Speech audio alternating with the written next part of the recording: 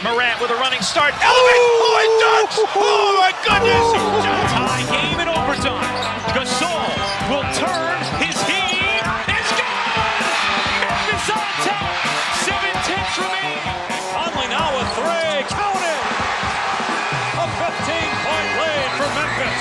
And Blake Griffin gets into it on the floor with Randolph. Hard to tell if there are any punches being thrown under there, but Griffin took acceptance. Adams going long. Morant. He hit it. John Morant. Insanity. You gotta be kidding me. Welcome to Grits and Grinds, a Memphis Grizzlies podcast. Grizzlies win! Finally! Edition. My name is Keith Parrish. The Grizzlies snapped their 9-game losing streak by defeating the Houston Rockets and Dylan Brooks at the FedEx Forum. On this episode, I'm going to talk mainly just about that game that featured some unlikely heroes. Before I do, just a reminder, if you want to try out Underdog Fantasy, if you want to play fantasy sports for cash, if you want to play fantasy sports against your friends for cash, if you want to pick highs or lowers on statistical projections to win some money, you can do all of that at Underdog. And if you use that promo code FBBF, as in Fast Break Breakfast, you will have your opening deposit matched up to $100. So use that promo code FBBF or click the link in this episode's description. All right, the Grizzlies hung on against the Rockets. They had a 23-point lead in the first half, erased. The last time they played the Rockets at the FedEx Forum, they blew a 17-point lead and lost. So there probably were some uneasy moments for us Grizzlies fans. I'll be honest, I didn't watch this game live. I went to a concert and dinner and did like a traditional Valentine's Day night.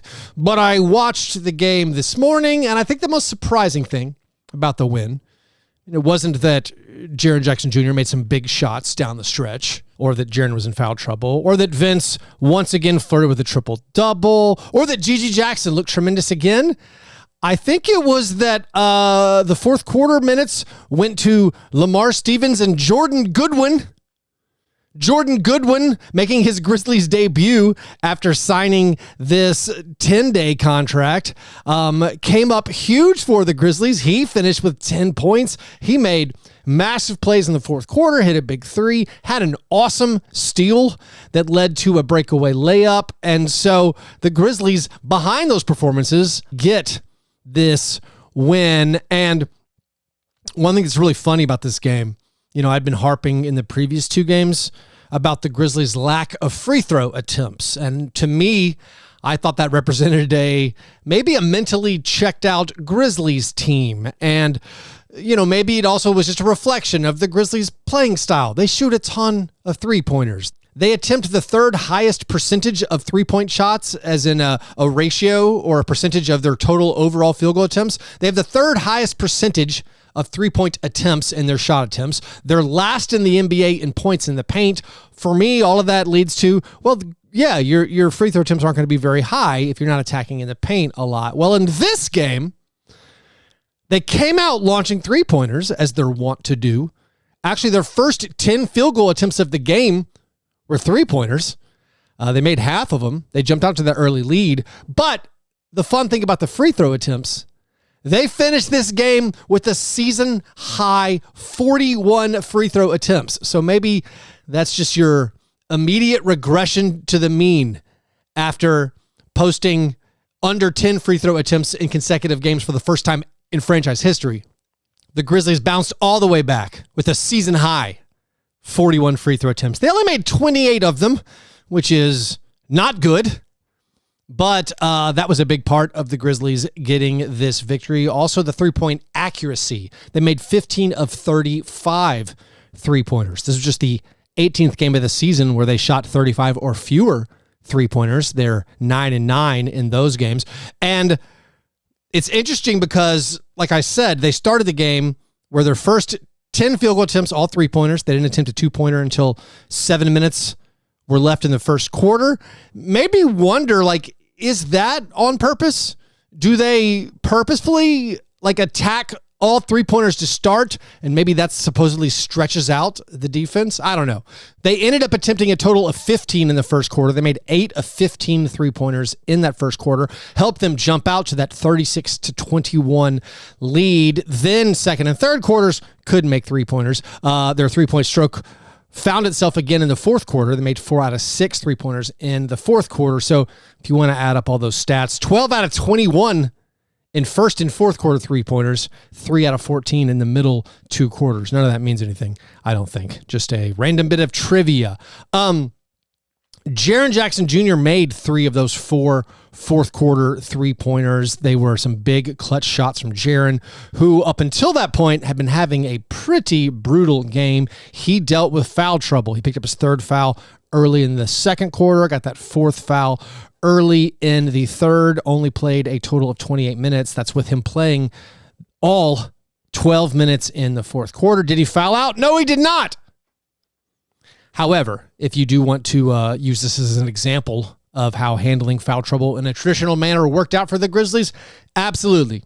Can totally be an example. Jaren was available for the entire fourth quarter. He was available for these clutch moments when the Rockets finally took the lead in the fourth quarter and completely erased what had once been a 23-point lead.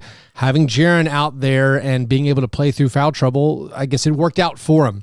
And I do agree in this game, if Jaren stays in with that 4th foul early in the third quarter, if he picks up his 5th foul early in the third, that might have been a very damaging psychological blow to the Grizzlies. For a team that had already seen their lead erased and was on a long losing streak, that would have been bad. So if you want to push back and say a more traditional handling of foul trouble, and this one was to the benefit of the Grizzlies, I will not argue with you. Jaren had 18 points for the game, 3 assists, 2 rebounds, 1 blocked shot. His career best 8-game streak of scoring 20 or more was snapped. The starters in this game, a little bit interesting. Luke Kennard started his 11th game he started this season. He came out hot early, made 3 early three-pointers, including a really long one. On the broadcast, I said it was a 34-foot three-point make. He finishes the game with 19 points, gets to the foul line 7 times. Love to see that. Was 5 out of 7 from the field, 4 out of 6 on three-pointers. So good job, Luke. I would say scoring more. He did not get more shots up. 7 field goal attempts, but 19 points, 2 rebounds, 2 assists, and a steal. And he started because Scottie Pippen Jr. was out with injury. He has this lower back soreness. Jacob Gilyard did not play, but was not listed on the injury report. So I guess maybe that means this was another game where Gilyard was active, and thus, he's running out of games. I don't know exactly how many games he has left on his 2-way deal, but he seems to be running out of games. But they started Luke Kennard, and then their first 2 subs were Gigi Jackson returning from a game where he was inactive for breaking a team rule, and then Zaire had been out the previous 8 games with this left hand / bone contusion thing. He played. Derrick Rose was available, and then you played Jordan Goodwin. And so the Grizzlies were running this 9-man rotation in the first half. But then when Jaren kind of got into foul trouble, I think because of the foul trouble, they put Lamar Stevens in at the end of the first half, and Lamar ends up having this huge second half. And also, again, Jordan Goodwin has this huge second half. Overall, the starters, you look at Jaren and Luke's stats, 18 points and 19 points respectively. They made a very high percentage of their field goal attempts. Conchar started, played 20 minutes, had 8 points, 3 rebounds, 2 assists, a steal, 2 blocks, made both of his 3-point attempts. So Conchar did the things you expect of him, but they leaned on the bench heavily for the second straight game. And a lot of that was because of how well those guys played. Like Gigi Jackson with an amazing game. Lamar Stevens, he had 14 points and 8 rebounds and 2 blocks. All of those stats were accrued in the second half. So after having his debut game be a 10.7 rebound, 2 block performance, Lamar followed that up with 14 points, 8 rebounds, and 2 more blocks. Lamar Stevens has played 2 games on the Grizzlies, and he has more games with at least 10 points and 7 rebounds than Jake LaRavia does. 2 games of Lamar Stevens, who I said is just a better David Roddy. He looks way better than David Roddy. By the way, David Roddy made his first career bucket as a Phoenix Sun on Wednesday night. He got a DMP in his first game. On Wednesday night, they were up by a ton against the Pistons, and he got in and made a 3-pointer. But like Lamar Stevens, honestly, turning heads with how hard he plays. He is physical. He is athletic. He is rugged. He has a nose for the ball. Exactly the kind of role player you are looking for. And now I think a lot of us Grizzlies fans are like, oh, I like how he plays. How do we keep him around? Also, part of it, I'm going to be honest here. I think part of it is we got too accustomed to watching players who are barely NBA players. So when a guy comes in who is also a fringe NBA player who's just like a little bit better, we're like, oh, I like how he plays. It's like, yeah, he's not someone who doesn't deserve DMPs every single night. He's a guy who can be your 10th, 12th man, and you don't have to really worry about what he's going to contribute on the court. And also, I think maybe it's easier to do that when you are a defensive first player, when your game is built on just D'ing up, grabbing rebounds, and scoring when the opportunity presents itself, usually in the paint. So a great job by Lamar. Several highlight hustle plays, and I think he's really, I'm assuming, won over a ton of Grizzlies fans. Now, this big lead for the Grizzlies, they were up 46-23, and a lot of it, of course, was that three-point shooting, but then the traditional second quarter struggles struck, and there was a lot of missed shots, difficulty on the offensive end. Then the Grizzlies were giving up a ton of offensive rebounds to the Rockets. The Rockets had 22 offensive rebounds. That is a season high for a Grizzlies opponent. And so with that, you had that lead just kind of dwindling away until the Rockets did take the lead in the fourth quarter. But again, right after they took the lead, it was Jordan Goodwin making plays, and it was G.G. Jackson making plays, and Lamar Stevens making plays. G.G. Jackson, we got to highlight young G.G. G.G. was awesome in this game. G.G., who, again, was inactive in the previous game, I believe, based on, listening to some of the Grind City media stuff, it was probably just tardiness. Just he's been late to a lot of things. And of course, maybe that highlights how young he is, like immature, maybe not in a terrible way, just in like the guy's oversleeping his alarm or something like that. Also, by the way, he got a cut in this game, and he had his cut, treated by the medical people. They're like rubbing whatever it is. When they put it on his hand, he's reacting like a child. He's not being stoic. I don't mean to insult him in that way, but like you see him like yelping in pain, where I think a lot of guys are used to, hey, this is going to sting a little bit, but I'm not going to react. No, Gigi looked like my child if I'm like trying to take a Band-Aid off or something. But Gigi, might be the NBA's youngest player, and we might be able to point out like his youthfulness in other ways. He did not seem youthful in this game. He seemed incredible. He scored 10 points in the first quarter. He finished with 20 points. He matched his season high with 9 rebounds again.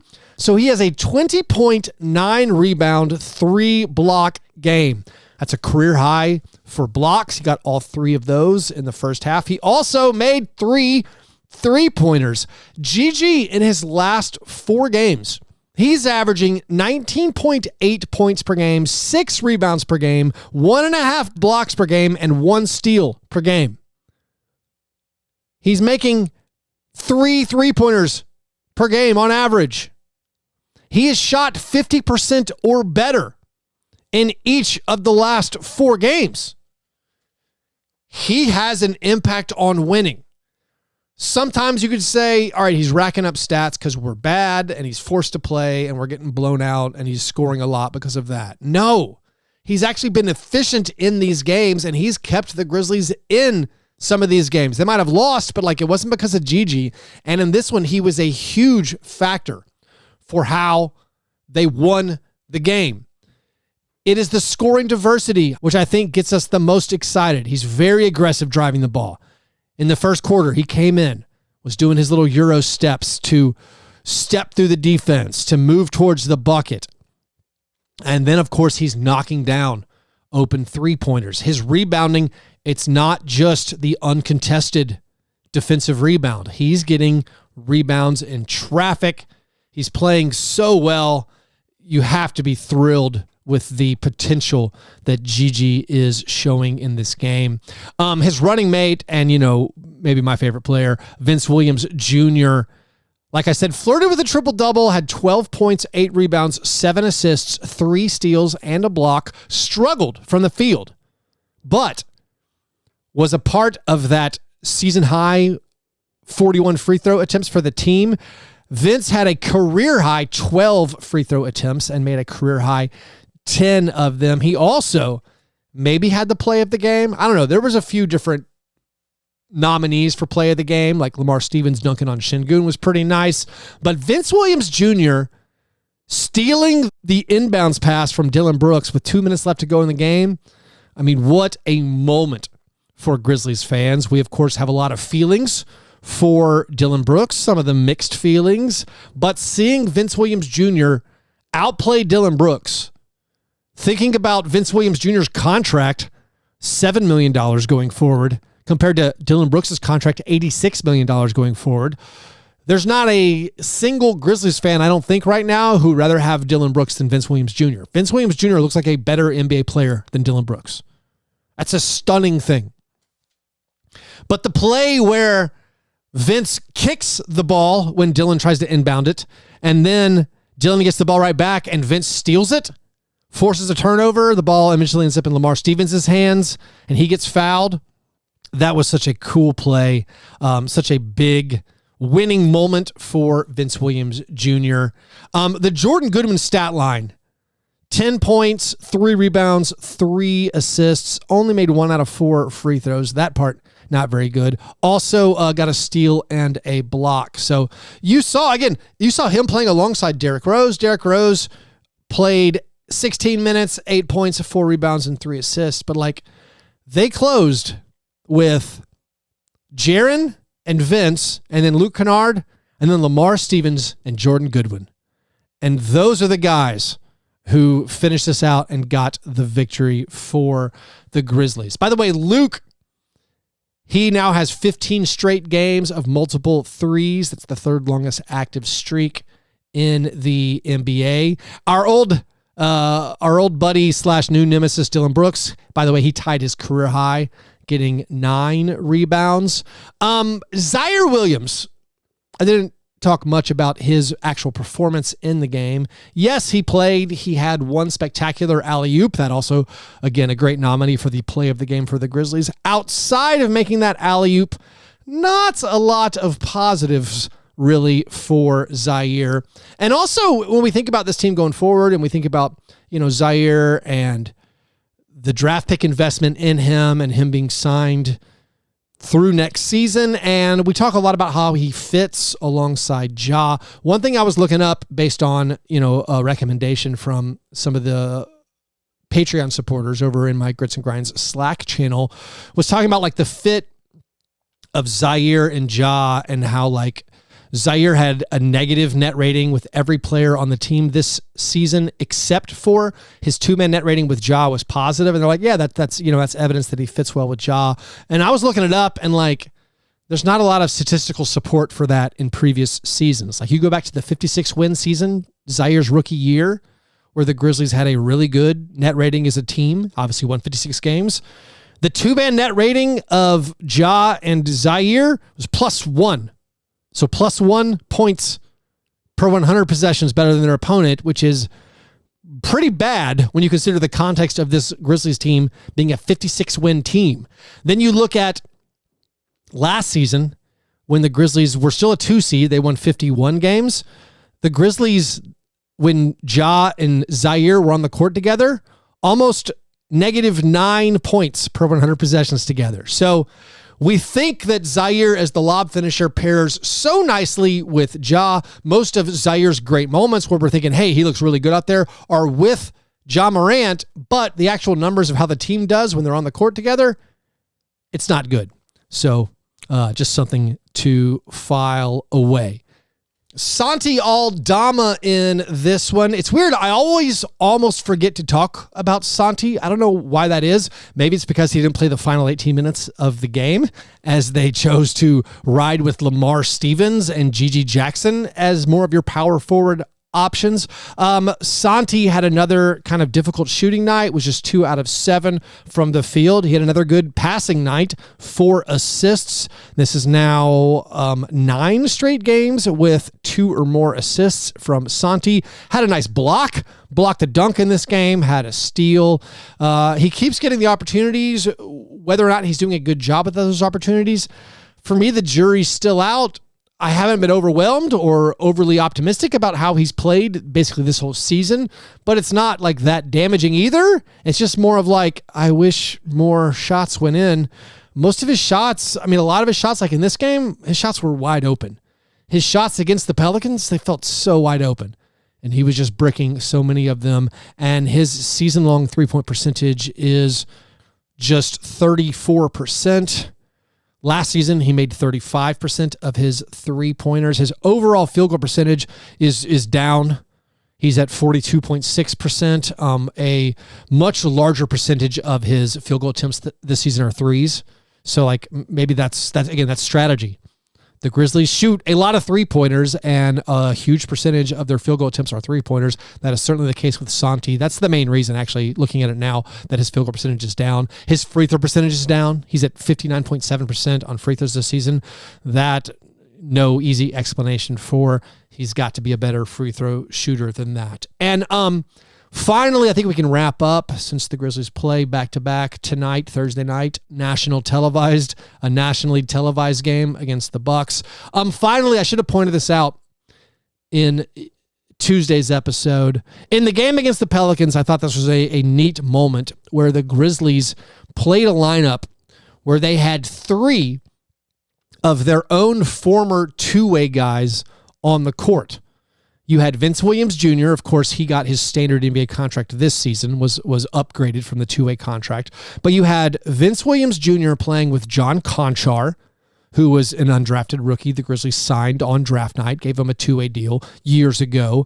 And then Yuta Watanabe, who they picked up in the trade with the Suns, but of course began his NBA career as a two-way player for the Grizzlies. So that's just a unique and interesting moment, I feel like, for the Grizzlies to have 3 guys who started their careers on two-way deals for the team now be on the regular roster. That's 20% of your 15-man roster is these 3 guys who you picked up either in the draft or after the draft and gave them two-way deals, and now those guys have found success in the NBA. I thought that was super cool. Also, by the way, they played a few minutes with a current two-way player, Scottie Pippen Jr.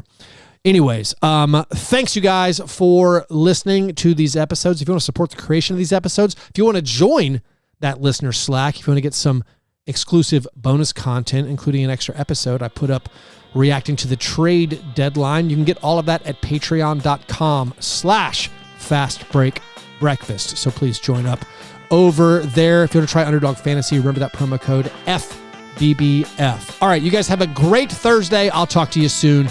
Go Grizz.